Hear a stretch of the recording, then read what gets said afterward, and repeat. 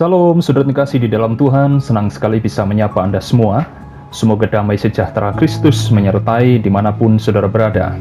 Bagi yang baru pertama kali berkunjung di channel ini, saya ucapkan selamat datang di channel Hikmat Guru Agung, kumpulan renungan dan refleksi iman Kristen bersama saya, Yusuf Ronald. Tema renungan hari ini memaknai badai kehidupan. Teksnya terdapat dalam Markus pasal 4 ayat 35 sampai 41.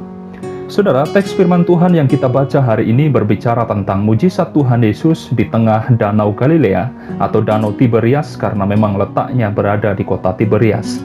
Panjang Danau Galilea 22 km dan lebar 12 km. Dengan kedalaman 210 meter di bawah permukaan laut, Danau Galilea menjadi danau air tawar terendah nomor 2 di dunia setelah Laut Mati. Sampai hari ini, Danau Galilea menjadi salah satu destinasi wisata yang sangat digemari oleh wisatawan dunia. Selain menyajikan pemandangan alam yang indah, Danau Galilea juga terkenal dengan angin badainya. Angin yang berhembus secara tiba-tiba ke arah Danau Galilea serta adanya perubahan suhu yang turun secara drastis pada waktu petang umumnya dapat menyebabkan tekanan angin menjadi besar, kemudian membentuk badai. Namun demikian, bukannya menunggu pagi, Tuhan Yesus justru mengajak murid-muridnya menyeberang walaupun hari sudah petang. Dari situlah bencana terjadi. Mereka terjebak dalam badai yang mengancam hidup mereka. Perhatikan ayat 37 berkata, "Lalu mengamuklah taufan yang sangat dahsyat, dan ombak menyembur masuk ke dalam perahu, sehingga perahu itu mulai penuh dengan air." Saudara, sebagai mantan nelayan yang terampil, murid-murid Tuhan Yesus seharusnya tahu bagaimana cara mengendalikan perahu dari terjangan angin badai. Alkitab memang tidak menjelaskan secara rinci tindakan yang dilakukan oleh murid-murid.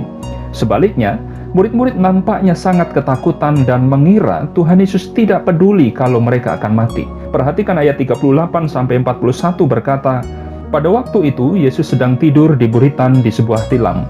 Maka murid-muridnya membangunkan dia dan berkata kepadanya, 'Guru, engkau tidak peduli kalau kita binasa.'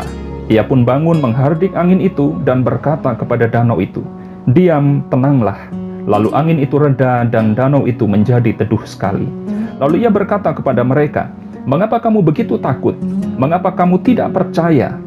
Mereka menjadi sangat takut dan berkata seorang kepada yang lain, 'Siapa gerangan orang ini, sehingga angin dan danau pun taat kepadanya?'" Saudara terkasih dalam Tuhan, sadar atau tidak, respon kita menentukan cara kita menghadapi persoalan. Kedewasaan iman menentukan sikap kita dalam menghadapi pergumulan sehari-hari. Dalam menghadapi pandemi COVID-19 ini saja misalnya, akibat dirudung rasa takut yang berlebihan, tindakan yang dilakukannya pun cenderung tidak masuk akal. Orang berduyun-duyun memborong barang di swalayan. Harga masker serta peralatan kesehatan mendadak mahal. Sebagian orang berusaha menimbun dan menjualnya kembali dengan harga yang sangat tinggi. Belum lagi mendengar tetangga kanan dan kiri baru saja terinfeksi virus. Spontan, iman, serta akal sehat tidak lagi menjadi pegangan. Parahnya, berita yang beredar di sosial media bukannya menguatkan, justru memupuk rasa takut. Nah saudara, inilah yang terjadi dalam kehidupan murid-murid Tuhan Yesus. Sebagai seorang nelayan yang terampil, seharusnya murid-murid dapat mengatasi angin badai yang menghantam perahu mereka. Namun sayang, mereka justru menghadapinya dengan rasa takut berlebihan. Akibatnya respon mereka terhadap persoalan pun menjadi negatif. Mereka lupa bahwa Tuhan Yesus bersama dengan mereka.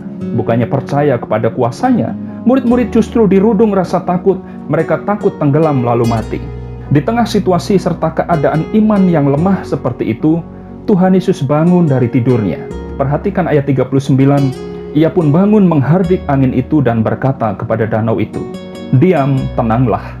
Lalu angin itu reda dan danau itu menjadi teduh sekali.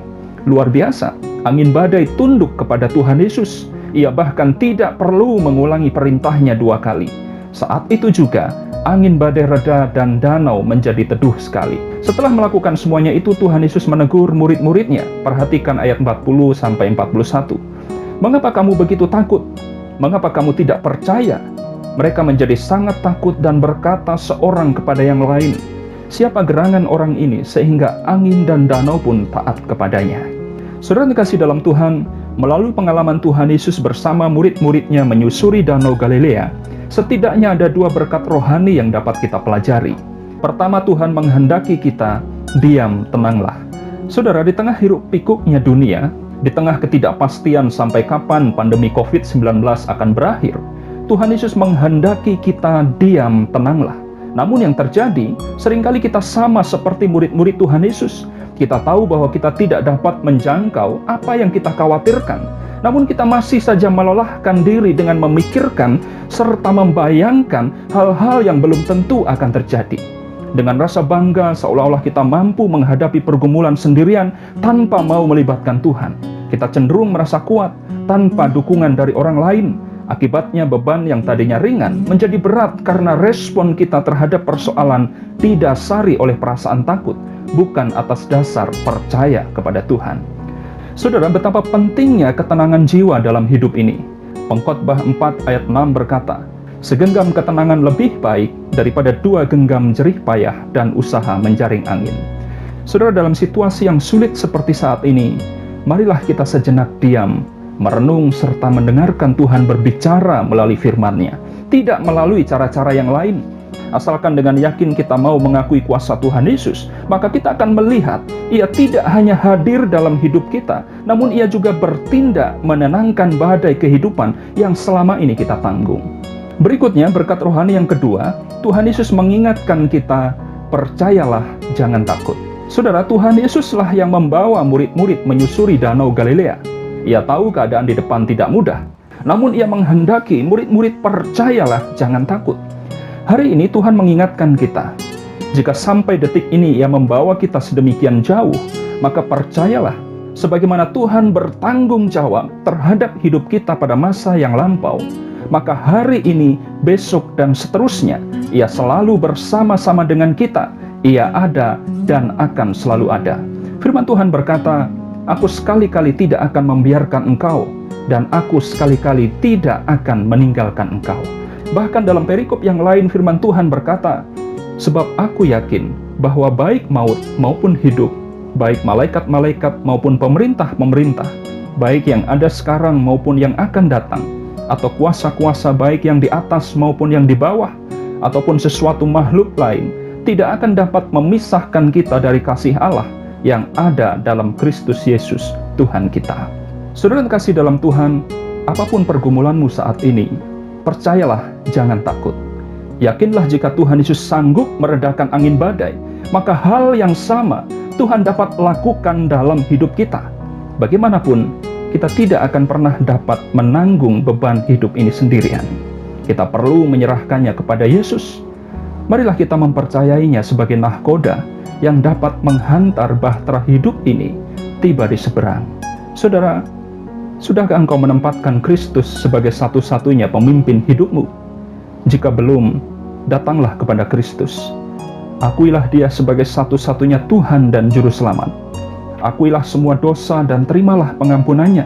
Maka damai sejahtera dari Kristus akan melimpah dalam hidup kita. Kiranya firman Tuhan hari ini memberkati, menguatkan, serta meneguhkan kita. Sampai jumpa dalam renungan berikutnya. Tuhan Yesus memberkati.